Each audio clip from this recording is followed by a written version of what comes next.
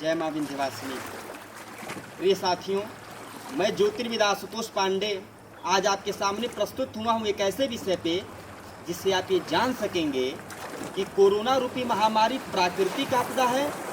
या किसी की षड्यंत्र है। इसका जन्म कैसे हुआ,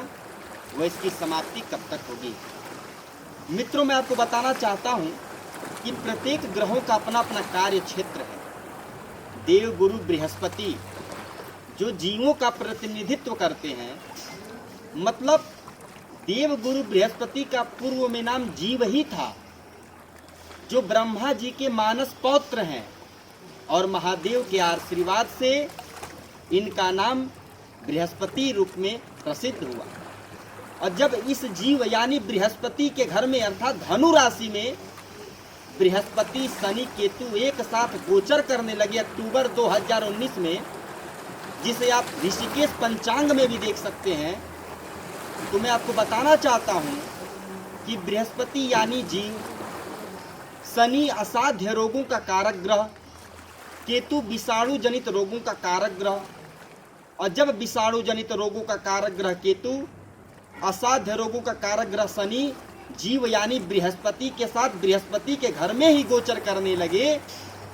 तो इस धरती पे कोरोना रूपी महामारी ने जन्म ले लिया। प्रिय मित्रों, फिर दिसंबर 2019 में धनु राशि में बृहस्पति शनि केतु के साथ ग्रहों के राजा सूर्य व बुध आकर गोचर करने लगे, तो धनु राशि में 5 ग्रह एक साथ गोचर करने लगे, जिसे आप सुप्रसिद्ध पंचांग ऋषिकेश पंचांग में देख सकते हैं। तो नियम है ज्योतिष का कि जब जब ये 5 ग्रह एक साथ गोचर किए हैं, धरती पे उत्पात हुआ है, विश्व युद्ध हुआ है, तबाहियां मची हैं। और आज आपको बता देना चाहता हूं कि इस 5 ग्रहों ने जब दिसंबर 2019 में एक साथ गोचर किया, तो ये कोरोना रूपी महामारी विश्व संकट के रूप में व्याप्त हो गई, सभी देशों में अपनी जाल फैलाने लगी। ये साथियों, कुछ लोग कहते हैं कि प्राकृतिक आपदा है यह बीमारी, पर मैं आज आपको सिद्ध करना चाहता हूं, सभी सनातन धर्म के प्रेमियों, आपको यह पता होगा कि जब अमृत मंथन के समय भगवान विष्णु ने देवताओं को अमृत पान कराने का कार्य प्रारंभ किया, उस समय स्वरभानु नामक राक्षस ने छल करके, भेष बदल के, बहुरूपिया बन के, देवता का भेष बना के अमृत पान करने का प्रयास किया था, जिससे भगवान विष्णु ने चक्र से उसका शीश काट दिया था, जो 2 रूपों में राहु केतु रूप में परिणित हुआ था। और जबकि आप जानते हैं कि वो था तो राक्षस ही, जो आज राहु केतु के रूप में परिवर्तित हुआ है, छाया ग्रह माना जाता है, 9 ग्रहों में से छाया ग्रह कहा जाता है राहु केतु को। और जब बृहस्पति शनि केतु के साथ ये 7वें दृष्टि रखता है, अर्थात राहु की जब धनु राशि पे दृष्टि पड़ती है,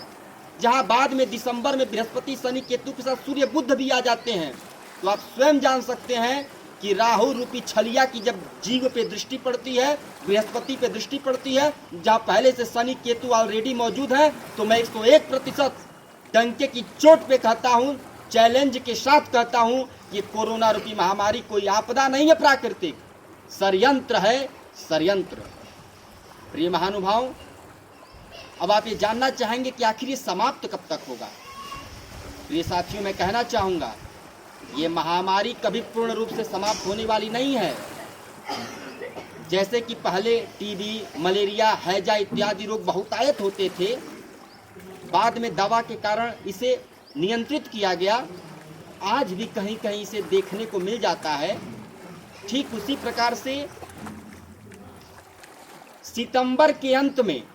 और अक्टूबर के प्रारंभिक हफ्ते में 2020 में,